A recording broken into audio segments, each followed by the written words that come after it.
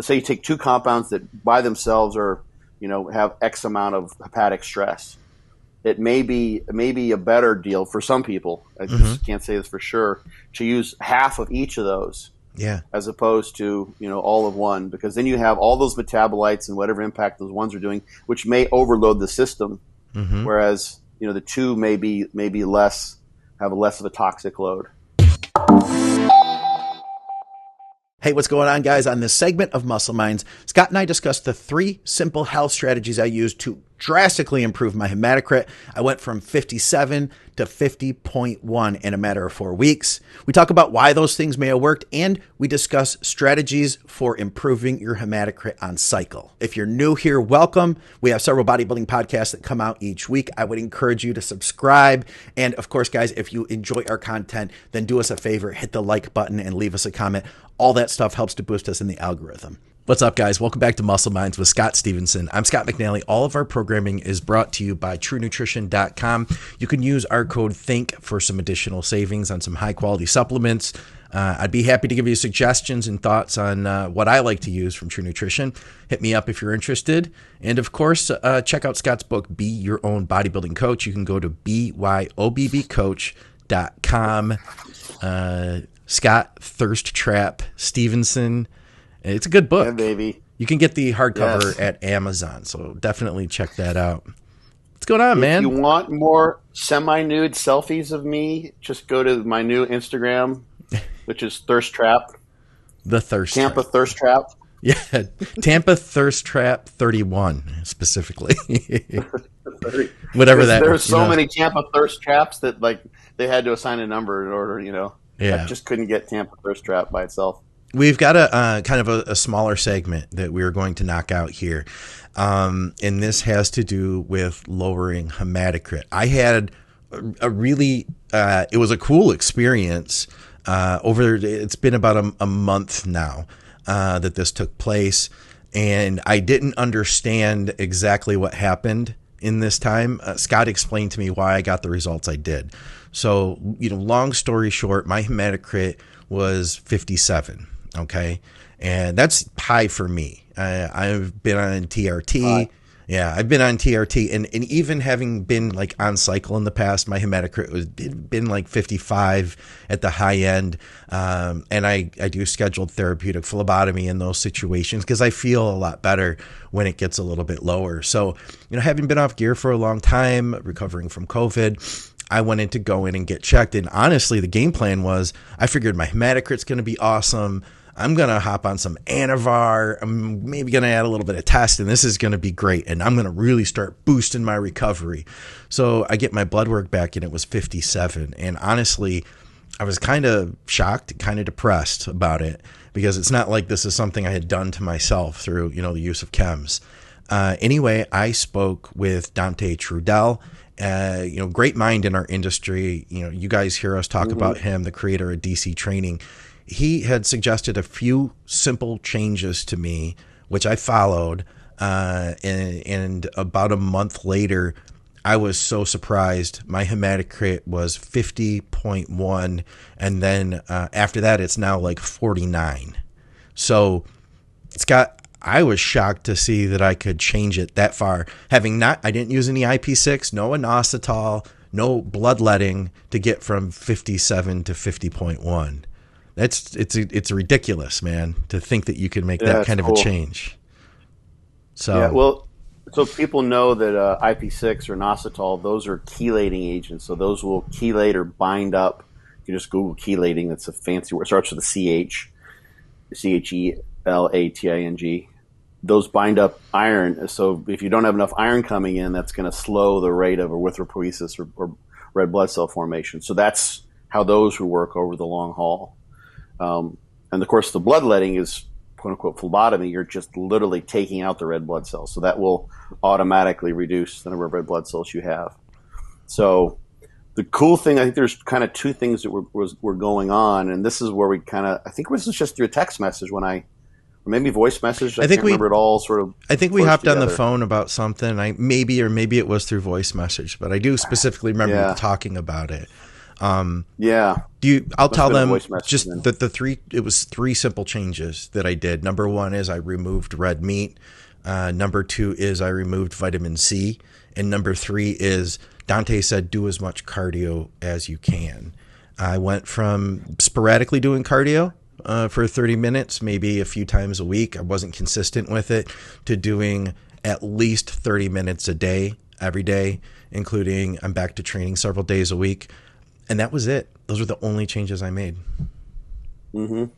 So there's a lot of stuff going on there. So one, the heme form of iron that you get from red meat is more bioavailable, and the vitamin C will help with that. So you sort of limited your intake of iron. So instead of like trying to bind up the iron with the chelating agent, you just limited how much is coming in, which is a good strategy, of course, because it kind of worked out. The other thing I think that we may have talked about, we mentioned it before when we were trying to figure out what topics to go into, is that with the COVID that you've had, and that can severely affect your lungs. It's one of the main things that a lot of people kind of find as a sort of a lasting side effect, is an impact on their ventilatory capacity. So the lungs get really adversely affected. Is that you can end up having, and I think you may have even told me this, that you had reduced hemoglobin saturation. I know when the hospital, I think you said it was like 78, something like that. I can't remember now, honestly. Okay. I think that's the number you told me, which is low. Okay. So normally, essentially, your hemoglobin at sea level is going to be 96, 98% bound, Okay. meaning after in the arterial blood that's passed through the lungs, the hemoglobin has picked up the oxygen. That's the purpose of the ventilation, to bring the oxygen in, get the carbon dioxide out. You also have a buffering capacity that happens when you're removing CO2. That's the bicarbonate buffering system that's involved there. And there's also carbon dioxide that can protein bound, and just dissolved in the blood too. So getting that oxygen on there, normally you're fully loaded.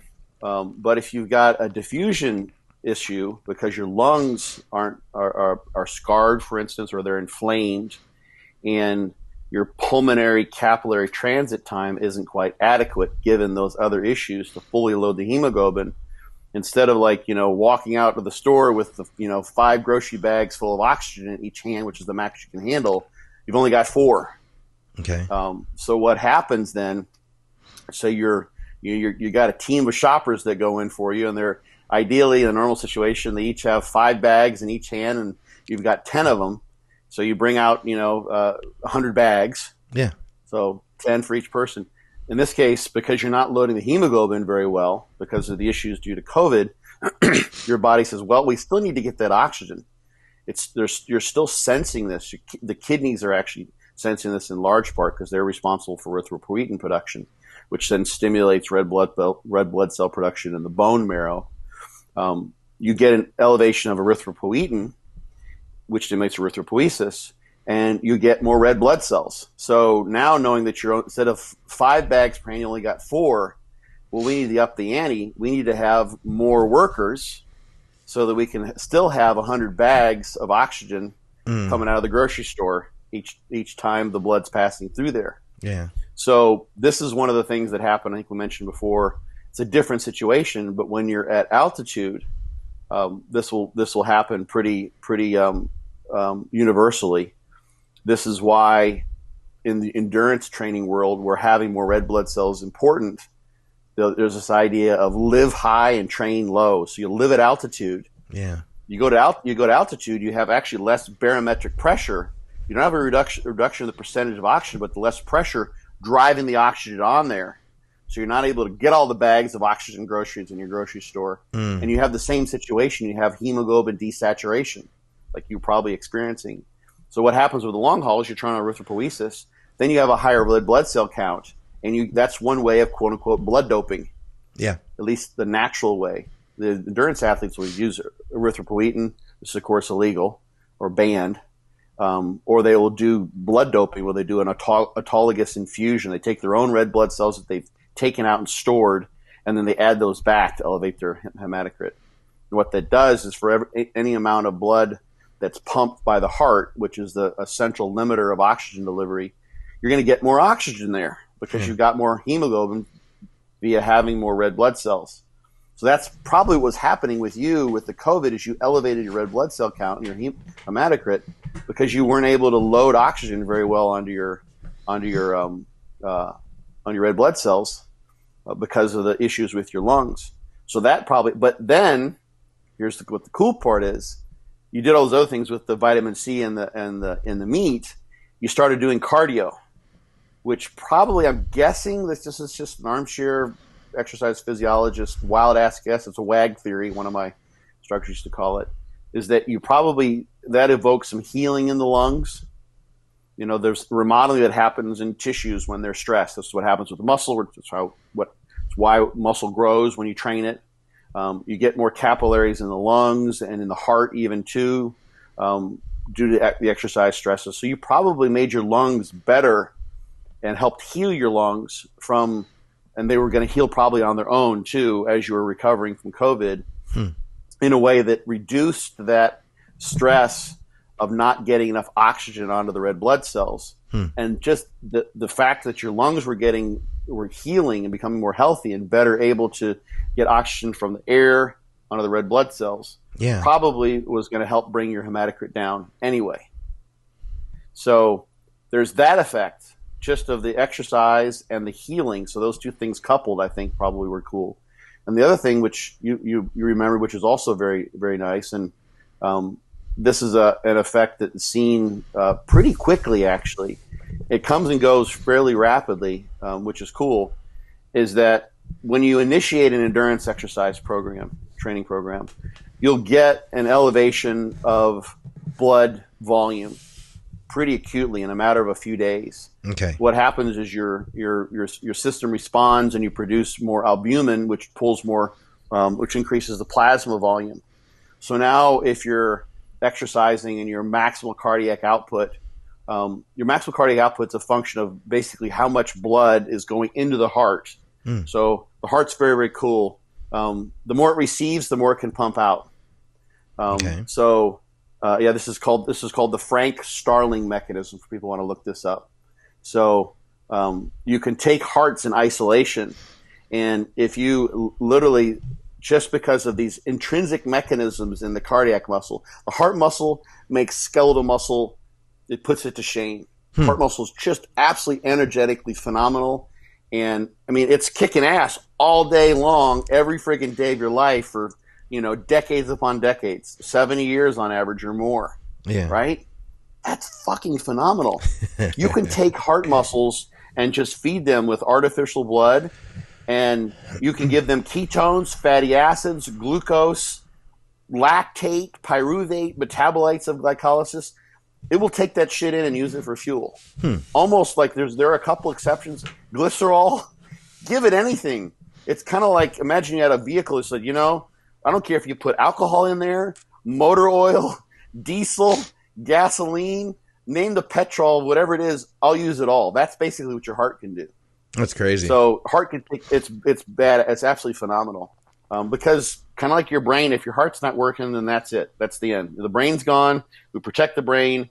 The heart, we just made the heart a badass, and then we protect the brain at all costs in various ways. So like, for instance, talking about growth hormones sort of producing insulin resistance so that you don't rob the brain of glucose in a situation where fuel availability is low. Growth hormone increases fatty acid availability and reduces glucose availability so that the brain can have it. The brain would prefer that. So the kind of cool physiologist, me geeking out on how badass the body can be, and human bodies are weak in comparison. But you take the heart, and the more blood volume that comes into it, the more it will pump out. So you can feed it more. So having a higher blood volume overall, more plasma, means that you have a higher cardiac output overall. So if I have a higher cardiac output overall, this is helpful for delivering oxygen, because now having max cardiac output of 20 liters per minute, if you increase your blood volume by 10%, which is about what happens acutely over the course of a few days or maybe a week, now you can go from 20% to 22%. And what that means basically is now you've increased your VO2 max just via that mechanism. Wow. About 10%. Wow. So that's the thing that happens too. So the fact that you've increased your blood volume is an adaptation to enhance endurance performance. For what it's worth, horses, for instance, also have a cool mechanism.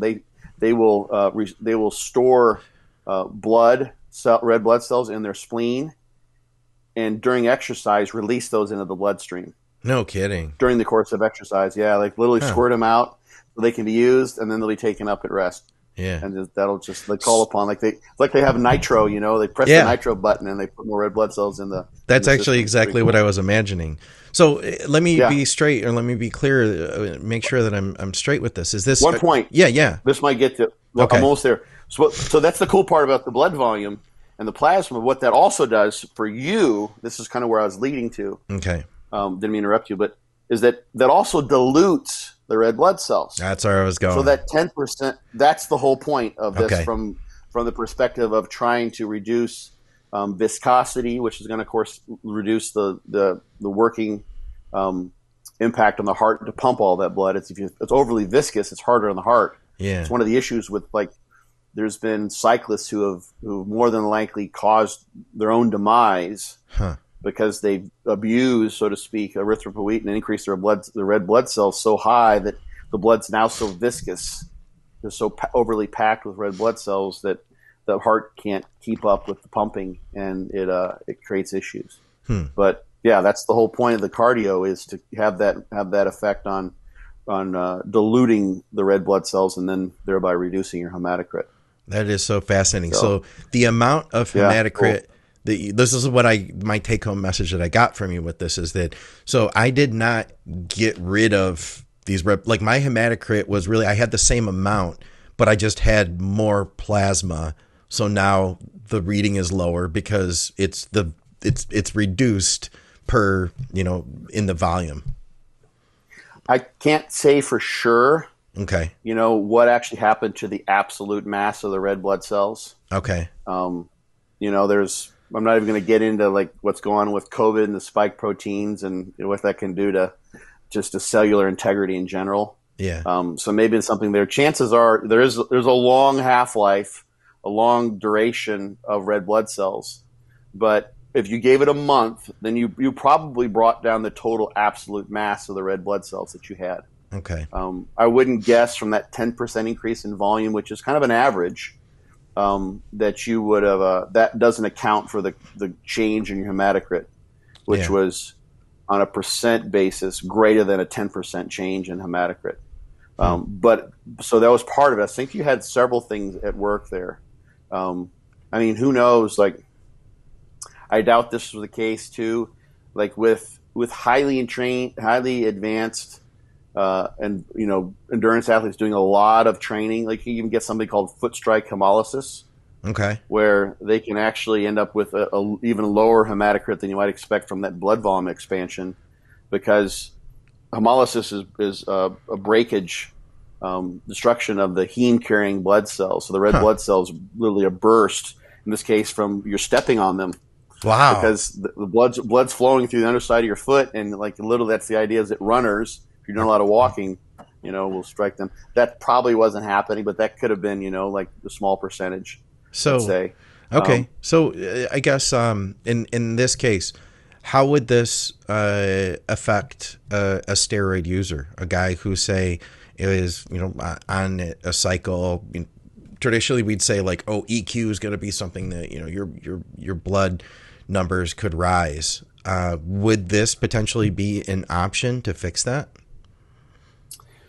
I would always, my first inclination is to go to the source of the issue.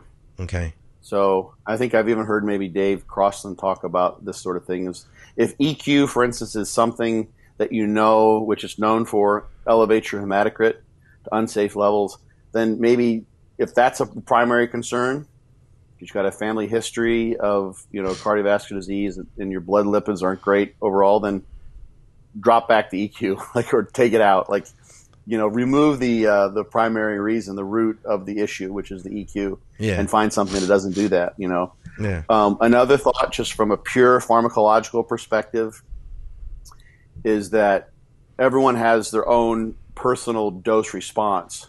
In terms of things. So the bodybuilding perspective that generally a lot of us have, because it's sort of the nature of the beast, that more is better. Right. maybe doesn't behoove someone when it comes to this. So, someone might, and I was just talking, I don't know did you do your interview with Ken Kanakin in the I last did. week or so? Yeah, yeah. Yeah, I did too. I I was thought right you had to. after. I was a little bit after you, a day or so after you.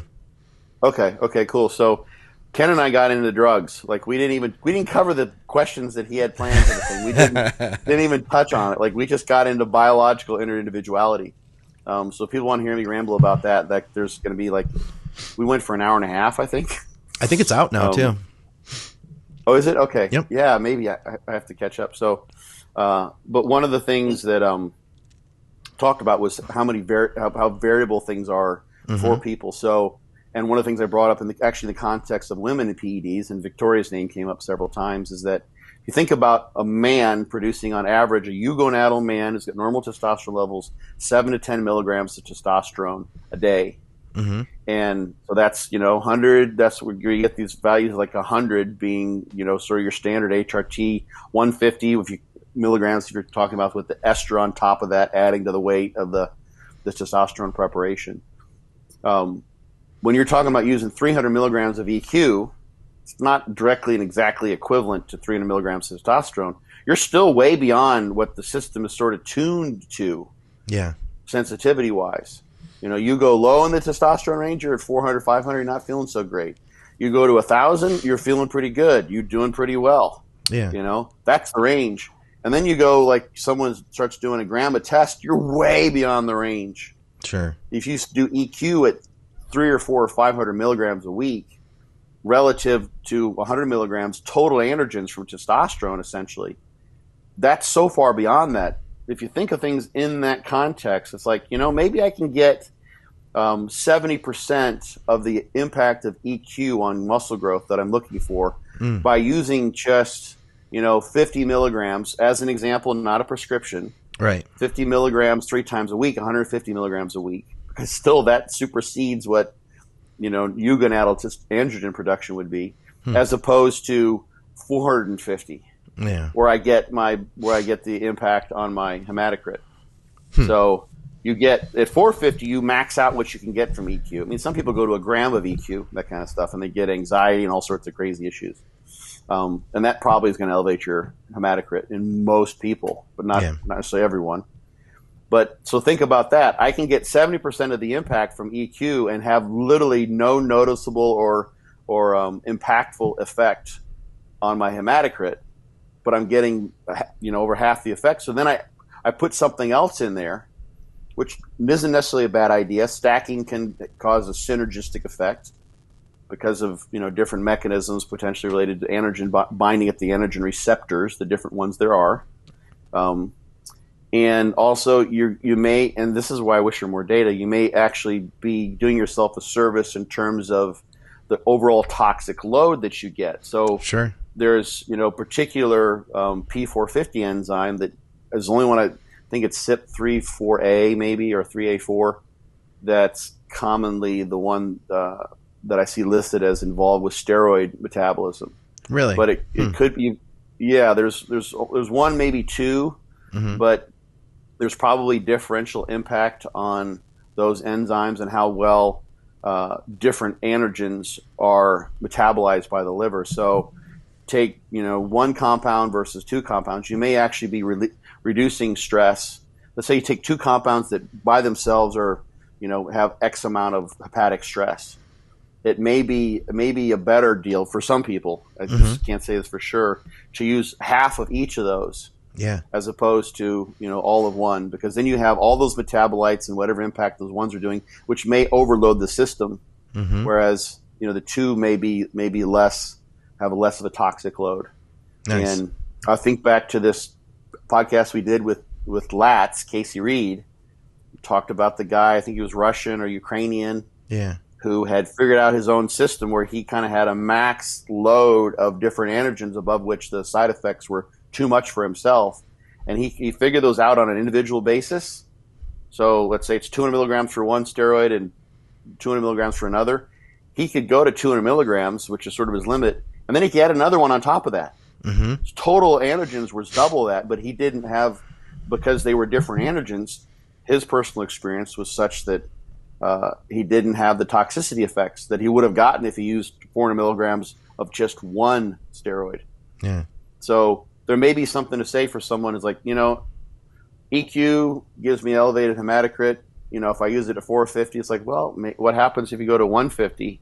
You don't get any impact, and then you use something else or two other things at lower levels. This is what Victor Black does to some degree. I'm not trying to speak for Victor, but Victor's general strategy is to literally use sort of something close to least effective or effective doses that with minimal side effects for multiple compounds. Yeah. Which would then have different pathways of detoxification and elimination, so that you don't overstress any particular system. And it makes or total sense. Metabolic pathway. It does. Yeah. It does. So that's where plus you get the synergy from stacking. So it might be that 150 milligrams of EQ and 100 milligrams of something else might give you the same, more than you get from 450 milligrams of EQ. Yeah.